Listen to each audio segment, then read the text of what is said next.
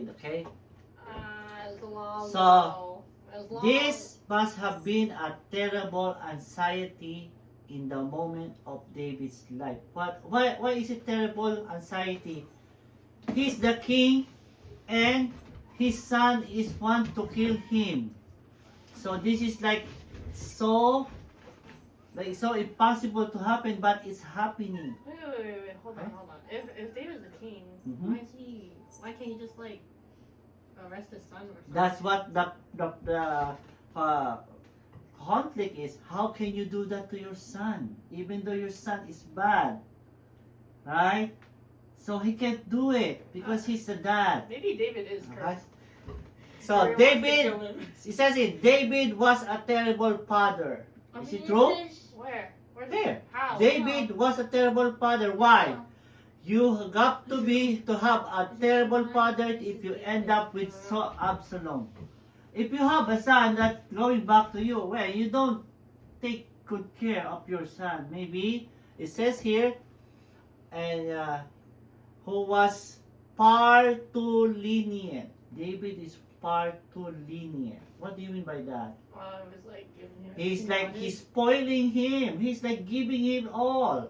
He's not telling him, maybe not punishing if he did wrong. That's why he grew up like this, right? Oh my gosh. Right? Turned out to rebel against him. Absalom came against his own father, wanted his throne. Absalom not only came against David politically, but Absalom frankly broke David's heart. Yeah, it's hard for a dad to know like that, right? Finally, David just cried out with tears rushing down his face. Absalom, my son, when he heard his death. This is what happened.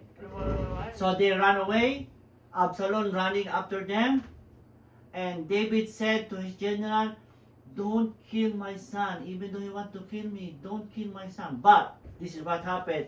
So Absalom will have a long hair, he's running with a big horse, and suddenly his hair was caught up in the branch of a tree, and he is hanging there. And now this general said, this is our chance. This is our chance to kill this traitor son of David. So they kill him Oh my god. because he is killing David. But supposed to be, what is David's gonna reaction? That's what you get. That's good for you, right? No. But he said, Absalom, my son, my son. When he heard his son is dead, he was crying. His heart is broken. What is happening? Huh? This son of his is the one to kill him, but his heart is still after his son, right? So that's why this is an example of love your enemy, even in your own son. Okay, let's continue. And David is running, pleading for his own son. David, who is the king, and in the midst of all this, in verse 5, Samuel 16 said, and when the king David came to bury him, behold, there came out of a man of the family of the house of Saul, who was the name Shimei, the son of Gera. What is it really? Shimei. We use Shemai. Oh, Shimei. Okay, let's go. And he cursed continually as he came to profane man, and cast stones at David. That's what I'm telling you. He's throwing stones. He's by himself. He's alone, huh? So, and at all his servants of King David and all the people upon mighty men on his right hand and his left, he just started throwing rocks to all of them and cursing foully David. And thus this Shimei, when he cursed, come out, thou bloody man, thou worthless fellow. David apparently was inside the troop of a little bit, and he was screaming at him to come out. The Lord hath returned upon you thee and all the blood of the house of Saul. So this is the revenge of all the house of Saul. You know why you're getting. What you're getting? Well, you know why you are getting what you're getting. You know why Absalom has turned against you, because You dethroned Saul. You kick out Saul. That's why you're getting this. Because you took his place. And remember this was fellow from Saul's family. Now you're getting your due, David. You bloody man. And the Lord had delivered the kingdom into the hand of Absalom thy son. And behold, thou art taken in thy mischief, because thou art bloody man. There was just enough truth to make it painful. It says later on, when David wanted to build the temple, because David wanted to build the temple for God, right? Because he is the man after. But God said, you cannot build a temple for me because you are a bloody man. You kill lots of people, so you're not holy. You cannot build. And who built the temple? Solomon. Solomon. He gathered the materials, he prepared, and when Solomon's time, he prepared the temple. Okay? Okay, so now, so let's skip here. Apparently, Skipped too much. apparently, the dog was a bad thing to call somebody. Because, who's that? Abishai? Yeah. Abishai say, why is this guy talking back to my king? This dead dog. God, calling a dog is already a bad thing, but you add a dead is like a worse. Okay? Okay, next. Let's continue.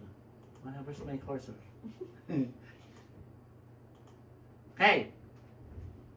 Why should this dead dog curse my Lord King? Let me go over, I pray this, and take off his head. That's the punishment before. When you disgrace the king, your head is gonna lose. There's no like you're gonna be calling the police. No, you cut off your head right away. So, and the king said, What did have I do to you, son of Sirua? Sorry, What? Sirua. I know. Zero. Zira. So let him curse. What is zero? And David say, let him be curse me. Maybe God will pity me. Maybe God is letting this to me. Letting him curse me because maybe I deserve to be cursed. So instead of David ordering this guy to be dead, he is being Nice. humble or nice. Alright? So David and Abishai and all his servants, behold, my son came to port to blood seeks my life. It means, why I should pay attention to this guy? I have more bigger problems. My son is after me. This guy is a small problem. Don't mind him. Can we read this in the Right? story? Huh? We didn't read this in the story. So, let's continue. I have only 4 minutes. You have 2 minutes. Why love your enemies? Why pray for persecutor? For the purpose of maybe the sons of your father. The Bible says God is love. If God is love and I'm his child and we are his child, then we should be characterized by love. If you do not show love to your brother, how can you be claimed a child of God? Do you want to be a child of God? Yes or no? Yes. So, What do you mean no, Ma? She said yes. so No. if you are a child of God like Jesus, we should love other people too, even those who are cursing us, even those who are saying bad things to us, even those who are not nice to us, even those who are not fair or bringing us down. We should love them because the sun is shining for everybody, in bad people and good people. The rain is falling for everyone, for bad people and good people. You don't say, I will only get the sun because I'm a child of God. I will only get the rain because I'm a son of God. No, that's for everybody. Okay? Okay. Be like your father. Let your love be so indiscriminate that your sun shines on everybody. Okay. And your rain falls on the just and the unjust. You should be good. Your range should be go to your people who is good and bad. Right? So don't hold grudge. Right? If it says in the Bible, if you hold grudge, it should not be last for a day. Before the dawn, you should forget about it. That's the You same should nature. ask forgiveness.